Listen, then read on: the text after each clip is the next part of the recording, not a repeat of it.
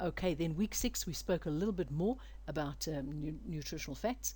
Okay, and what I did is I just added a few more things because I need to just talk quite a bit about saturated fat. Saturated fat, like I said to you, is you can't live without fat. But the saturated fat, if I can say that, is the bad and the ugly one. Okay, the better. So if you look here, there's saturated fat. There's beef, pork, ham, lamb, veal, whole milk, cheese, ice cream. That's all your saturated fat. And the next thing is to have a look what percentage on the label, what percentage that saturated fat is of the full calorie balance. Let's call it balance. Okay, this particular one, it says to you that there are 65 grams of fat, 20 grams of that is saturated fat. But if the other fats that were in there are the polys and the monos, the good ones, they would be so proud and they would show them off. So the moment they're only saying this, you think, nah, hang on a second, there's something not right there. Okay, so total carbohydrate, they've got 300 grams of carbohydrate, which is 60% of the meal. Not a bad balance, to be perfectly honest. And actually the saturated fat is only so of the full fat value of this meal, as long as it doesn't go above between 20 and 30%, it's not too bad. Then you just need to be watching your portion control. Obviously your better options are poultry, fish, and lean meat. All right, there's an example of how much we eat in a day. There is the breakfast, and I've broken it down, saying everybody we should be eating about 8,000 kilojoules a day. You probably think, oh no, but you'd be amazed if you were to use the tracker how many kilojoules we actually are eating. Okay, so how you balance it, you'd say 1,600 for breakfast.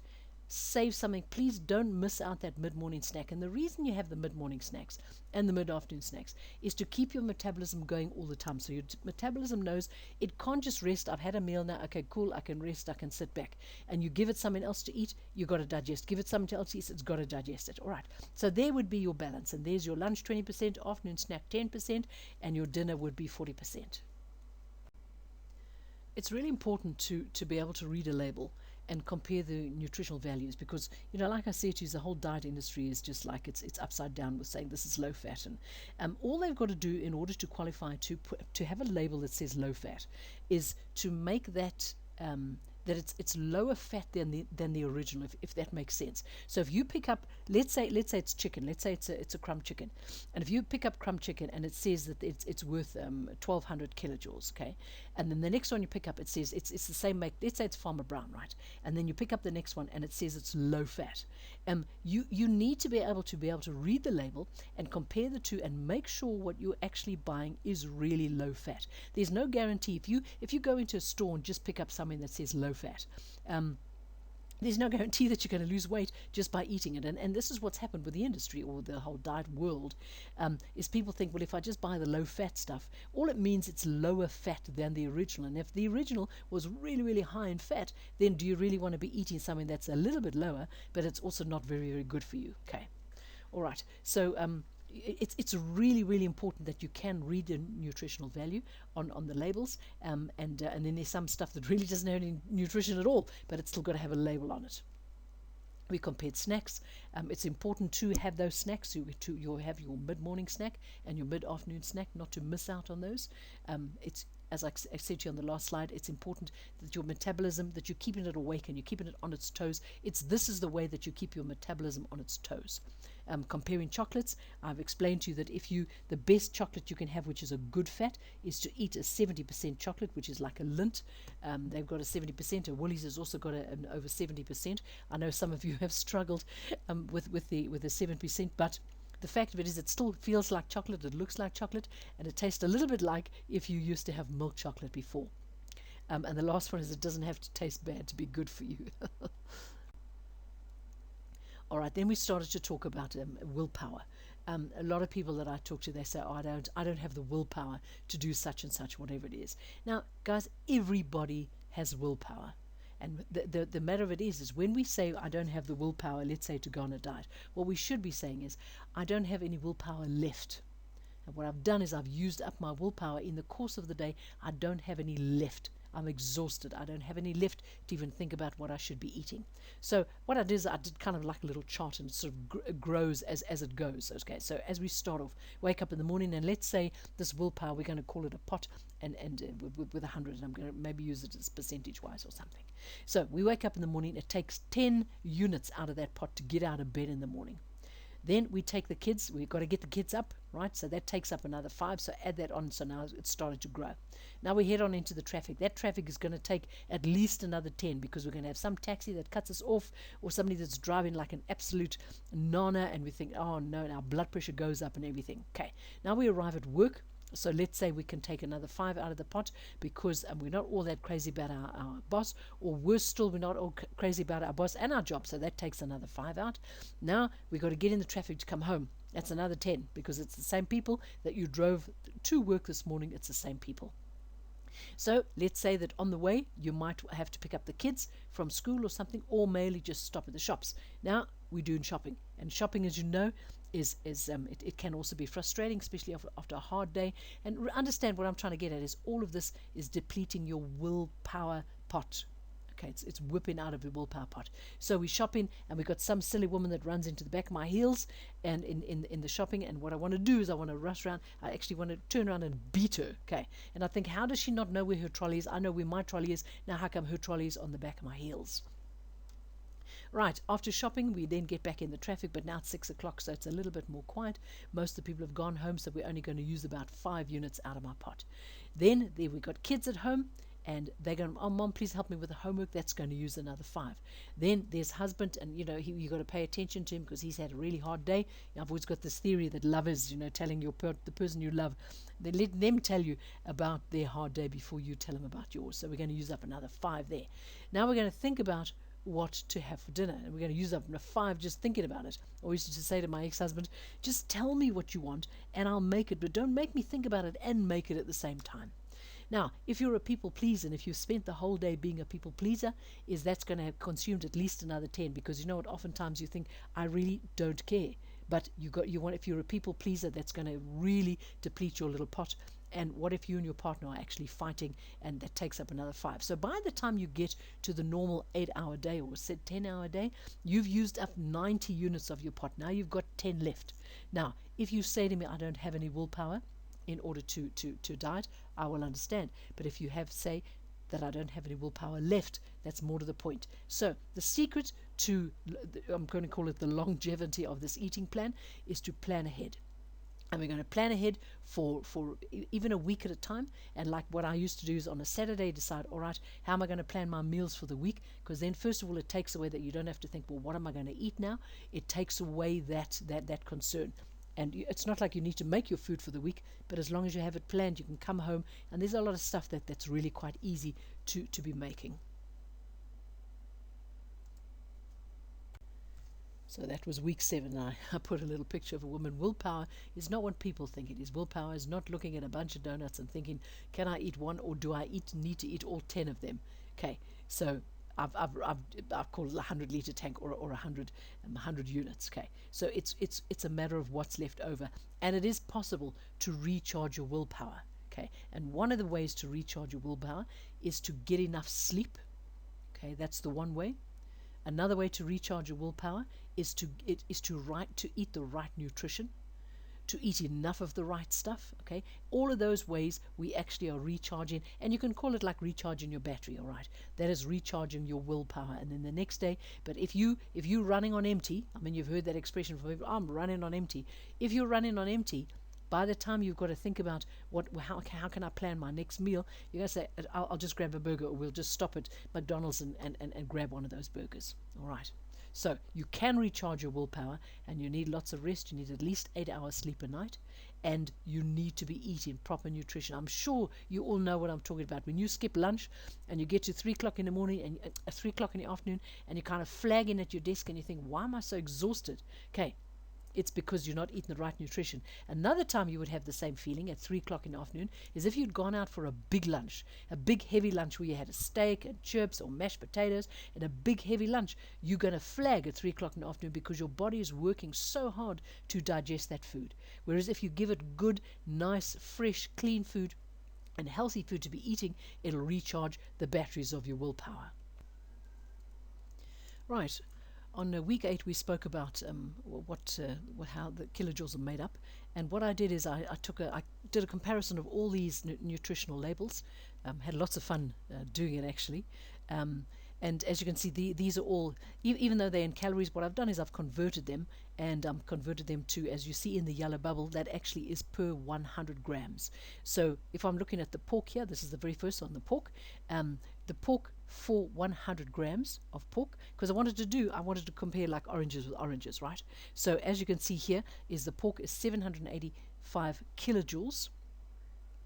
And pork has been given quite a bad rap because for me, pork is almost actually like a white meat, providing you're not eating the fat. I mean, there's nothing finer than that lovely fat on a pork chop, but that's the stuff you need to be cutting off. Okay, and remember, like I said to you, is if they're proud of, we're still looking at the pork label, if they're proud of the fact that there are polyunsaturated fats or monounsaturated fats, they will show them on the label. And as you can see on the pork, they're quite proud of themselves. They've got a poly that is 0.9, and they've got a mono which is 3.4. Okay, so they're quite proud of themselves, the fact that the pork has got some really good fats. And then the next thing we look at is the total. At the top right there where it says calories from fat, it says there are total 71 calories of 167. So in other words, of that pork, there is 42% is actual is fat. In all, that's for your pork. That's why we have to do portion control with protein, is because there is saturated fat in all. Saturated fat basically is something that's solid at room temperature, and saturated fat is the stuff that's really, really bad for us. But we know that protein is good for us, so we can't do away with all saturated fat. We just need to be more selective as to which saturated fat, and like try and balance it with the polys and the monos. Okay, underneath the pork there's lamb. So lamb, for 100 grams of lamb in comparison to the pork, is 808. It's not a big difference, but just look at the total fat in the lamb. All right, so there's 170 total fat of the 390, so that also is like a 43%. Okay, so as you can see that as long as we cut off the fat, the lamb pretty much is, if we have some nice lean pieces, it's okay. The next one down is a pie. This is a meat pie. Even if you have a Cornish pasty, which is like your potato vegetable pie, okay, they're still bad. They put some awesome tasting stuff in it, but my goodness, it's bad for us. So here is the pie. The pie is 1,075 kilojoules, and you probably think that doesn't seem too bad, but the total fat content of that pie is 41 grams, which actually amounts to 369 calories, which is way over 50%. So that pie is more than 50% just fat. Okay, so you might want to be avoiding pies. Okay, right, below that is beef. Beef also has been given a bad rap. As you can see, beef is even lower than pork, and the beef is 743 kilojoules, and as long as the beef, the same thing, let's cut off the fat, let's have some nice lean beef. There's nothing wrong with a good piece of beef. Also, they're quite happy. They've got the monos 2.2, they've got the polys 0.2, and the fat is much less than 50%. By far my favorite is chicken. All right, and then now we're in the middle at the top there, and chicken is 428 kilojoules per 100 grams. Okay, there's hardly any fat at all in the chicken. There's 0.5 grams of fat in the chicken. So chicken's pretty good. As I said to you, you can cook it with its skin on, but just don't eat the skin. Salami, that was a big eye-opener for me. There's your salami. It's 1,339, so 1,339 kilojoules per 100 grams. Okay.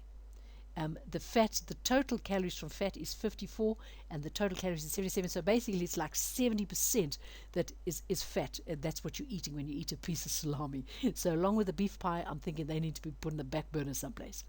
All right, then we've got turkey. Turkey, as you can see, is kind of the low. It's even lower than chicken. And if you look at the saturated fat on the turkey, is only 0.1 of a gram, so it's really, really low. So turkey is really good, and you can buy sliced turkey. You could even buy like some turkey legs left over from Christmas and slice them up yourself. And turkeys are really good. I remember the old days when I was on Wayless, I think, from Pick and Pay, we used to be able to buy like turkey fillets. Don't really see them nowadays. All right, ham. You can get some nice lean ham. You can buy that really thin shaved ham like I get from Woolies. The other day in Pick and Pay, I even saw a ham that was nice and thinly sliced, and there was a big red label on it and said low fat.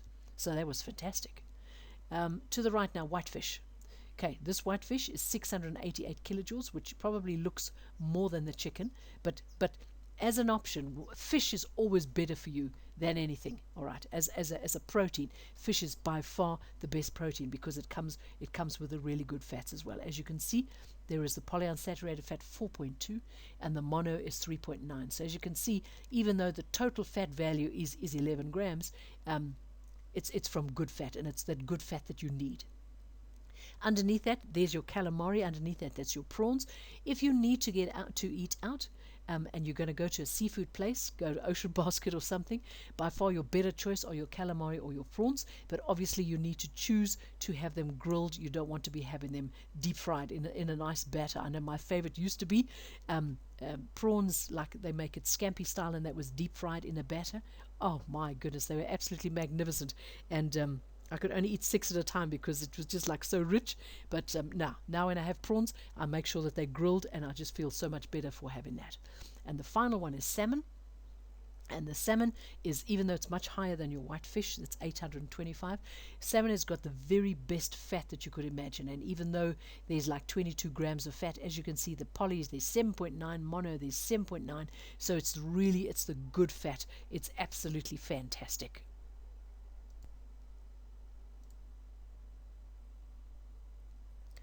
All right, there it is there. What else did I put down here? I've compared the lamb. Oh, another little slide that I did add, and I hope you guys liked this one, was that, like lamb as an example, there it is, 808 kilojoules.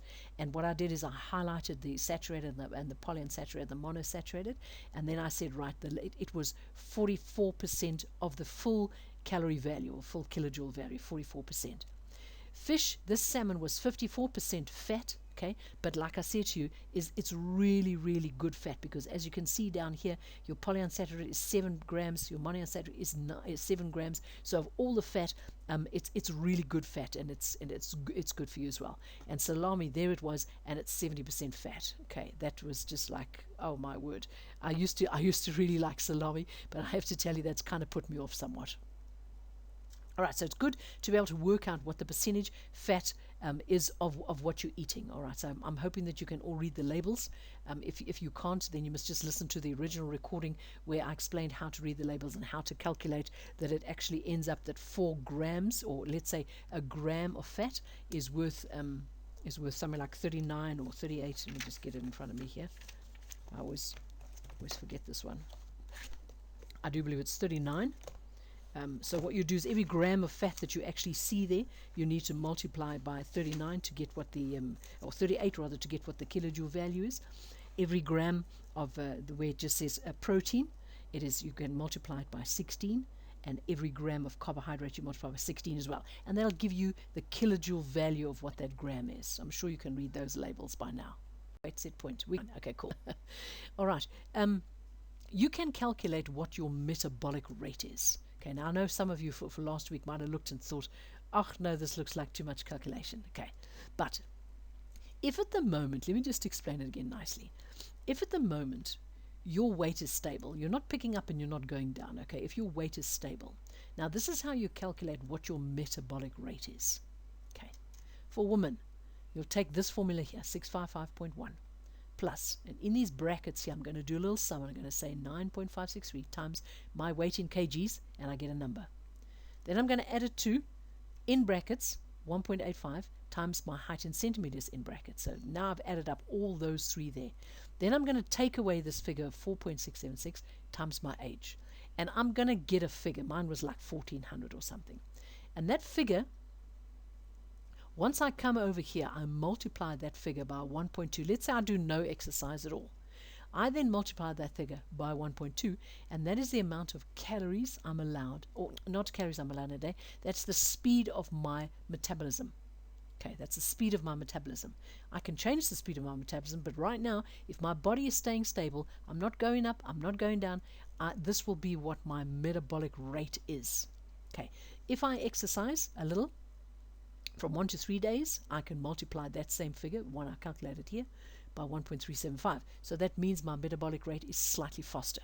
Okay, so that's the reason that I did that. We can actually calculate what our metabolic rate is. If you're busy picking up weight, there's no point in you doing this exercise because your metabolic rate has not stabilized.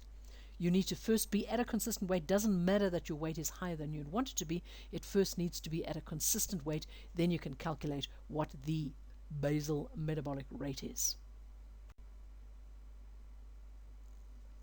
All right, so you can lower your metabolic rate, okay, because you can fool your body into thinking, I'm not going to try and starve you. And how you lower it is you set a goal for yourself, 10%. I want to lose 10% of my body weight.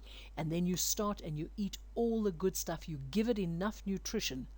Right. So if let's say other diets, you'd go on and you'd reduce your calorie intake or your kilojoule intake. Okay. And what I would do is, if I wanted to fool my set weight, my body still needs to be full. See, because the moment it feels full, it's comfortable and I'm not trying to kill it. But the moment it feels like I've gone into starvation mode, that's when it slows down the metabolism. So what I need to do is I need to eat more, but I need to eat more vegetables and salads and fruit and that kind of stuff. So we can fool our bodies into thinking, I'm giving you more food, because it doesn't know. It just knows there's a mass of food coming in.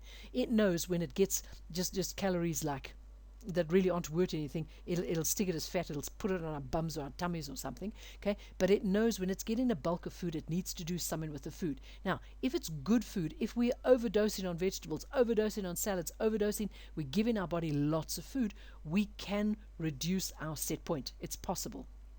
But only as far as that 10%. It won't allow us to go past that 10%, see. It'll stick then. And then what we can do is, for a month or two, we can just eat, call it like a maintenance plan. And then we can do it again. And then for a month or two, we can eat a maintenance plan and we can do it again. So if you've got like 60 kgs to lose, we're going to do it 10% at a time. Okay, here we are at week 10. And I spoke to you about not all calories are created equal. When you go to the gym, you know, what'll happen is somebody will say to you, no, I've started the gym and I've picked up weight because muscle is heavier than fat. Okay, a pound is still a pound and a kg is still a kg. But if you could slice a piece of fat out of your body and put it on a table, and a kg of fat will look much bigger than a kg of muscle. I'm sure that makes sense. Okay, so at the end of the day, if you decide that you want to lose weight and you join the gym, if you only join the gym, what's going to happen is you're going to pick up weight because your fat is still going to be there, and you're going to start to build muscle, and the muscle obviously weighs something as you build your muscle, and it's going to look like you're picking up weight. And somebody that doesn't know is going to say to you, well, don't worry, muscle is heavier than fat. Okay, it's nonsense. You can't lose weight by just joining a gym. Okay, you need to eat properly. You can lose weight by just eating properly, that you can do, but you can't lose weight by just joining a gym. Right, but all calories are not created equal. Okay, now in like 1824 or I don't know when the hell it was, they decided they decided that they wanted to place an energy value on a calorie. Okay, let's call it. They wanted to call it something. So the energy value that goes in your body. Remember, the speed that it gets used up as energy is called your metabolism. But whatever you eat, so they decided this energy thing they're going to call it, instead of calling it 1 unit of energy, they decided to call it a calorie. Okay, so they took this one little thing and they said, this is a calorie, and this calorie it will take six things of energy to consume. Okay, they made up this whole nonsense thing. Okay, but now what's happened is they're now questioning the whole science. Everybody is now questioning is all calories are not created equal. And this is the reason, is because if you eat, and this applies to everything down this side here on the left hand side, if you eat a slice of white bread, if you're only counting kilojoules or calories, okay, now this is one slice of bread and it's 396 kilojoules. Now look to the right of that, there is low GI whole wheat and it's 487 kilojoules. And you think to yourself, but that's ridiculous. I want to eat the piece of bread that is a lower kilojoule value, which would make sense if you just count in your kilojoules. But what's going to happen is if you eat the piece of white bread you see on the left, if you eat it within an hour, it's going to hit a peak, so your blood glucose, I'm going to say sugar, your blood sugar level, your blood glucose level, whatever, is going to spike up, okay, within an hour. And within the next hour, it's going to shoot, it's going to come screaming down. And within 2 hours after you having eaten that piece of white bread, you're going to be absolutely starving again, and you're going to have a sugar craving of note. Now, When people talk about cravings, no one craves, I mean, unless you're pregnant. You've heard of people craving, I don't know, bacon and mud or something ridiculous, okay? But when you have a craving, after eating something white like this, the craving is just for sugar. Your body sends a message to your brain and says, I want sugar, and I wanted sugar now. It doesn't crave a carrot stick. It doesn't crave a celery stick. It wants sugar, and it wants sugar now. And what do you think of? You think about a chocolate or a donut or something. And it is a very, very real craving. It's not like people are saying, oh, but it's just, it's in your mind. It's not in your mind. It's a chemical craving. Okay, so it doesn't matter that that piece of white bread is lower in kilojoule value. It's bad for you because you're going to eat it and you're going to hit the sugar spike, and then you're going to hit the sugar low, and you're going to have that craving. There is a Pro Nutro chocolate, okay? Same story. There's the Pro Nutro Original, which is higher in kilojoule value. Now, maybe this is about a cup or something, right?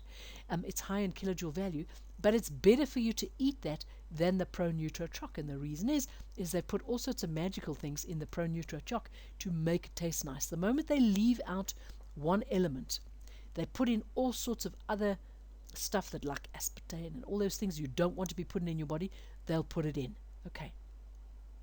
The commercial jam, this is for a teaspoon of jam, okay? Teaspoon of jam, as we know, jam basically is like 100% sugar, right? There might have been a little bit of fruit, but by the time they've ended up stewing the fruit and stuff, there's no goodness left. Whereas if you look at jam, like there was a Thistlewood make or a diabetic jam. Now, even though I know diabetic jams, because they can't put sugar in, they also have put some kind of chemicals in, it still would be better for you than eating the commercial jam that basically is 100% sugar. Okay, because what they do is they take fruit, so let's say it's strawberry jam. They take fruit and they boil it up, if there's, I know that my mother-in-law used to make a jam, and I think the recipe was for a pound of fruit, there's like 2 pounds of sugar, or I don't know, I stand under correction there, but still. And by the time they finish boiling it, all that goodness is out of your fruit anyway, and all it is left with sugar. Whereas I found this Thistlewood jam, there is an apricot jam and there is a strawberry jam, and basically it's a diabetic jam. For a teaspoon, it's only 128. But it's not just the kilojoule value, it's much, much better for your blood sugar level. Okay, rice cake on the left.